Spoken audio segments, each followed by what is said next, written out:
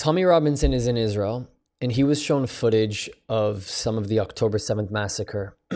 He actually chokes up in this video, and it's a really powerful moment. I just came back from Australia. I did not get the opportunity to see Tommy, Avi Yemeni's here, just a boatload of people that are on this channel a lot. So I missed out big time.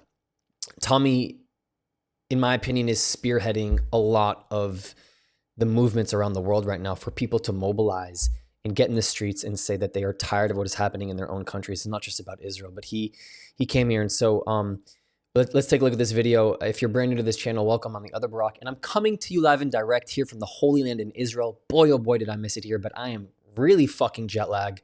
So let's get to the video, and let's hope that we can talk through this. You don't hate them enough. We don't hate them enough. I don't think that anyone understands what the mindset is of Hamas, who Hamas are.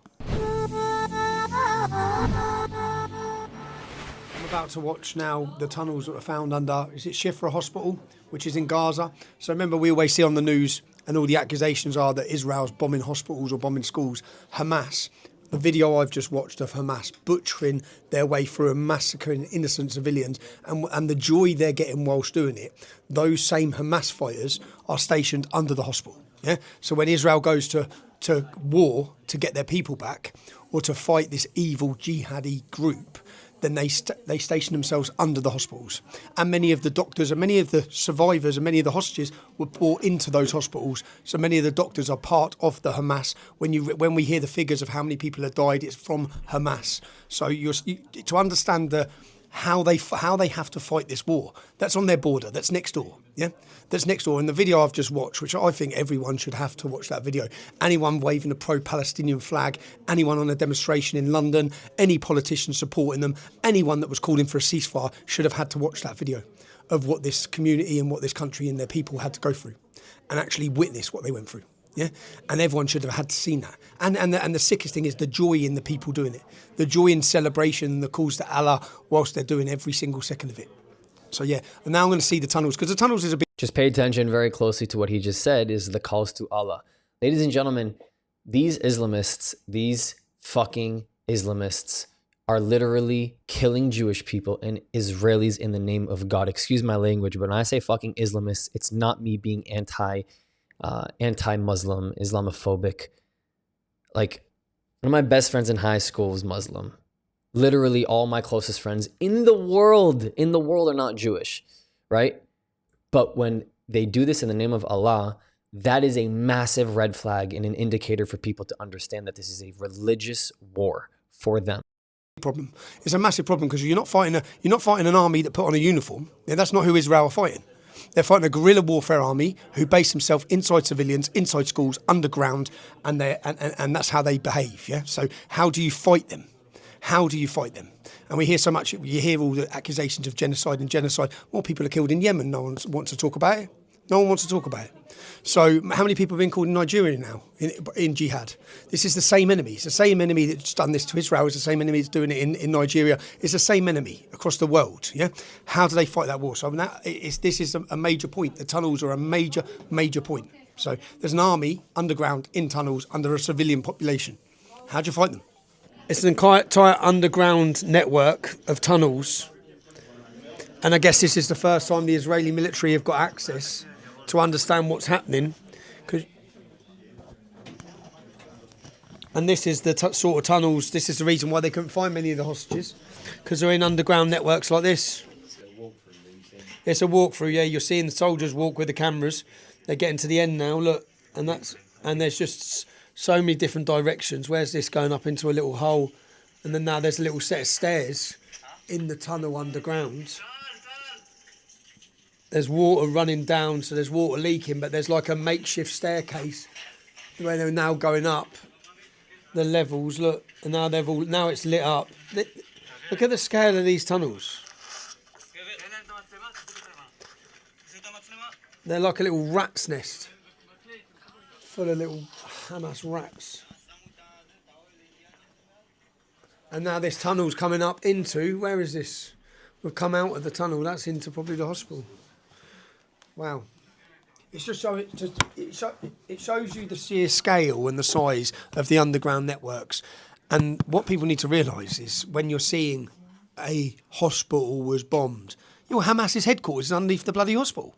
How are you going to take them out? Their headquarters is underneath the hospital. They purposely put their weapons and fire their rockets from schools. They purposely do it. But they're willing to sacrifice the school and the kids and the hospital. They don't care. They actually want those targets to be hit. So then their activists or their propaganda units from Iran and Qatar, all over, not even Iran and Qatar, the BBC, act as the propaganda wing for them by pumping the stories across the world. Hospital has been hit. Why don't you say that Hamas is underneath the hospital, or Hamas's headquarters is in the hospital, or Hamas's doctors, and when they took some of the hostages from Israel, they were in those same hospitals. But yeah, I think you're just seeing the sheer scale, and you have to understand how does Israel fight that enemy? How do you fight that enemy? And reverse the roles. I always like to reverse the roles and think of Scotland. Scotland elect a government. They're on our border. They elect a government that says the final day of judgment does not come until every English person is dead. They then continually fire rockets into England. What would we be saying? Then the government's army come across the border, massacre in the video that I've just watched, rape, massacre children, kidnap children, bring them back, and then they base themselves underneath the main hospital in Glasgow. What are you going to do? You're going to blow up the hospital in Glasgow. You're going to go for them, yeah? If you watch that video, I don't think there should be a ceasefire after watching that video. I know you've got their people back, but sod the ceasefire. Every single one of them jihadists needs going when you watch that video and the celebration of it. But yeah, I just think that people need to understand the war that's happening and understand how do they fight that war? How are they meant to fight that war? And then understand the casualties that have come from the Israeli army from going in trying to rescue their people. And then understand that whilst all that's going on, the British state just recognised the state of Palestine. They just rewarded. What did those men going in who were screaming Allah Akbar, who were cutting people's heads off want? They want the state of Palestine. You've just rewarded the jihadists with a state who still have a pay-to-slay policy funded by our taxpayers' money in Britain. It's an insult. It's an insult to every person you saw murdered in that video that I just watched. It's an insult. We only saw 10% of the murders, 10% of the bodies in the video you just watched, 10%. So there's 90% you're not seeing. But yeah, I just think I think that people need to understand how Hamas fight and that they're willing to fight, and they actually purposely fight like this. They purposely actually want the hospital's target. They want it all. So yeah. Because what we saw, you see two young boys, children, little children, their father is killed in front of them. They're then crying, they're hurt from shrapnel, they're crying their eyes out, they're on their floor wishing they were dead. And then you see, yeah.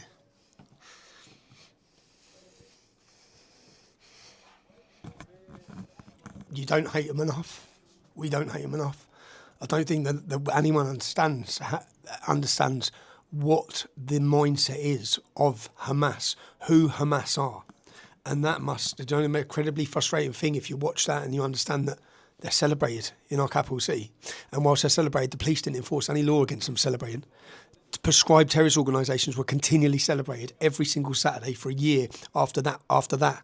The next week, in fact, in the first 48 hours, they were out marching in celebration across the West. And you have to see those two young boys, their dad's killed in front of them. The mum then turns up, she's trying to get them. And then it's horrible, man.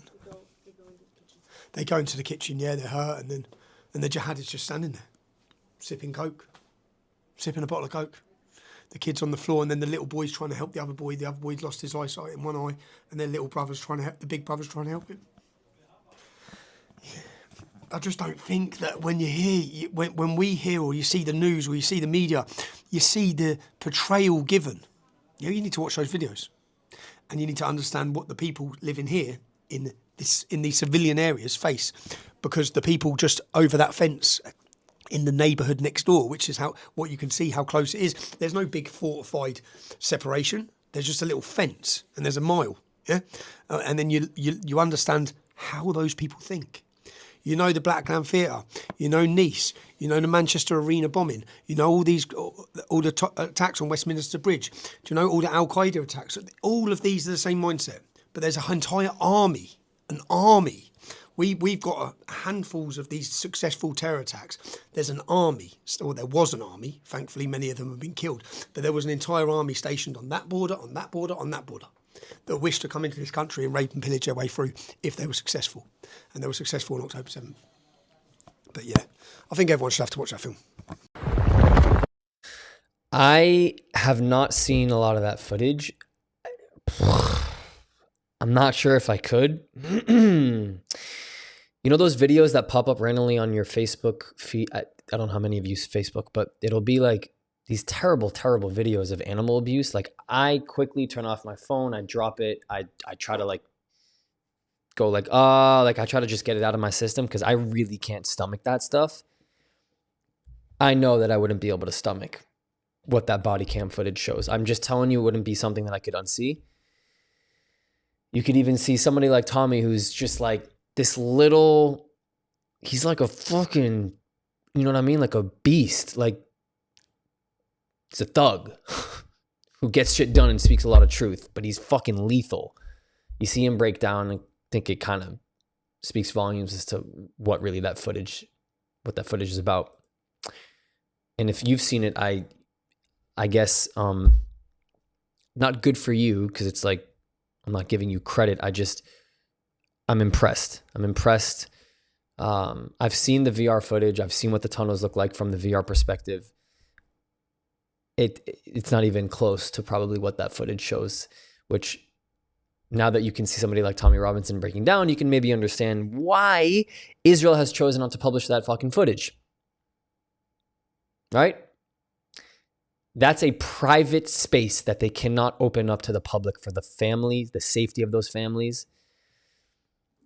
I don't even want to go there. So thank you so much for all your support. Links below to help support this channel.